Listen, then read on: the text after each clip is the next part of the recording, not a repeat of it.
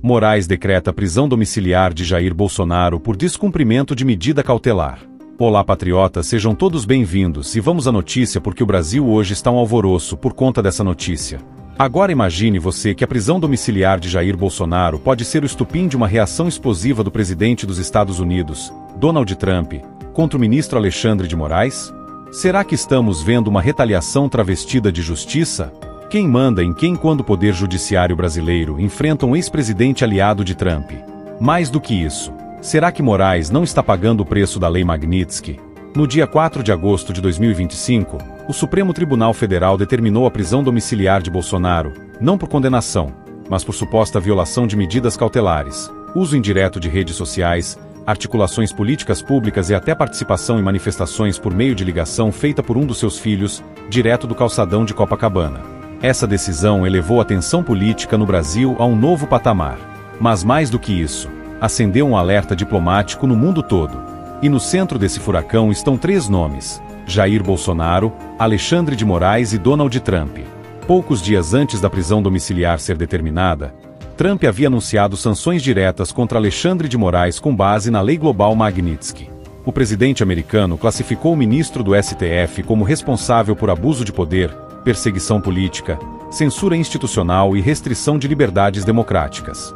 Trump foi além, impôs uma tarifa de 50% sobre exportações brasileiras, alegando violação contínua de direitos civis por autoridades do judiciário brasileiro. O recado foi direto, explícito e público. E aí começa a pergunta que ninguém mais evita: será que a prisão de Bolsonaro é uma resposta direta de Moraes às sanções de Trump? Seria esse o contra-ataque de quem se diz vítima de perseguição internacional?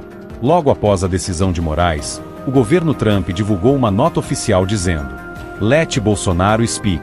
O governo dos Estados Unidos condena a ordem de prisão domiciliar imposta por Alexandre de Moraes e responsabilizará todos os envolvidos em violações de direitos humanos. A congressista americana Maria Elvira Salazar, republicana da Flórida, foi mais dura ainda. Segundo ela, o Brasil se aproxima perigosamente de uma ditadura judicial e não se pode calar um ex-presidente sob pretexto de manter a ordem democrática. Já dá para sentir o clima, né? Do lado de cá, Flávio Bolsonaro fez um pronunciamento nas redes sociais em tom claro e direto. É difícil imaginar que os Estados Unidos não reajam. Não torço por isso, mas Moraes ultrapassou todas as linhas. Isso não é justiça, é vingança. Segundo ele, Moraes estaria usando a toga para dar o troco pelas sanções que sofreu da presidência de Trump. E muita gente no Congresso Nacional pensa da mesma forma, mas ainda com receio de se manifestar publicamente. A decisão de Moraes ainda precisa passar pelo crivo da primeira turma do STF. Mas na prática, os ministros que têm votado alinhados com ele devem manter a prisão domiciliar, o bloqueio de redes e as demais restrições aplicadas.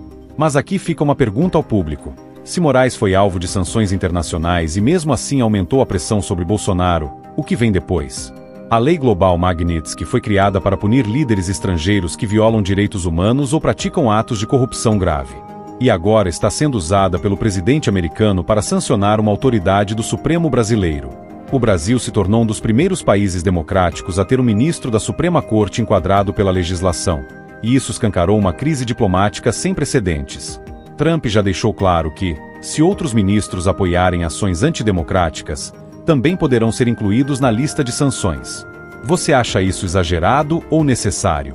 Mesmo após ser atingido diretamente pela lei americana, Moraes não recuou. Ao contrário, dobrou a aposta, endureceu com Bolsonaro e agora enfrenta não só a opinião pública brasileira, mas também a pressão direta de Washington. Em seu pronunciamento mais recente, ele afirmou: a democracia brasileira será preservada, custe o que custar. Nenhum governo estrangeiro intimidará este tribunal. É uma fala forte, mas será sustentável diante das consequências econômicas e diplomáticas. Em meio a tudo isso, a base bolsonarista se movimenta nas ruas.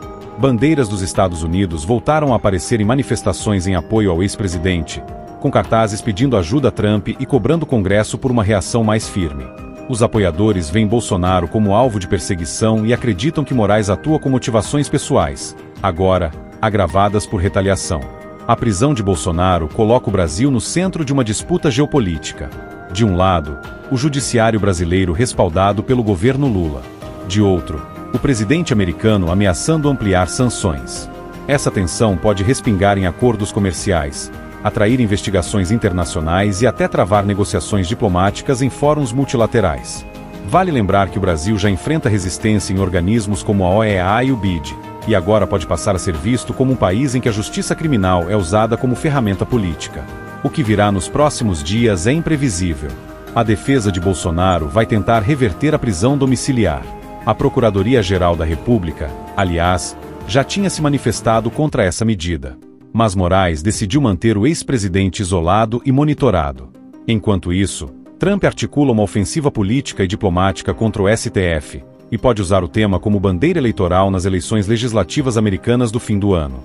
Moraes está agindo por convicção jurídica ou por vingança pessoal? A prisão de Bolsonaro fortalece ou enfraquece a democracia? Trump tem razão ao intervir no tema ou está ultrapassando limites diplomáticos? Até onde vai esse cabo de guerra entre o judiciário brasileiro e o presidente dos Estados Unidos? E agora eu quero saber sua opinião. Você acha que a prisão de Bolsonaro foi uma retaliação direta às sanções de Trump contra Moraes? Ou tudo isso não passa de coincidência? Comenta aqui embaixo. Compartilhe esse vídeo com quem precisa entender o que está acontecendo nos bastidores da política brasileira. E não se esqueça de se inscrever no canal. Aqui a verdade tem vez e voz. Enquanto o Brasil mergulha numa crise institucional sem precedentes, uma pergunta ecoa de norte a sul. Quem está realmente no comando? O Supremo ou o povo? E mais importante, qual o preço que estamos dispostos a pagar por essa disputa entre poderes? A novela está longe de acabar.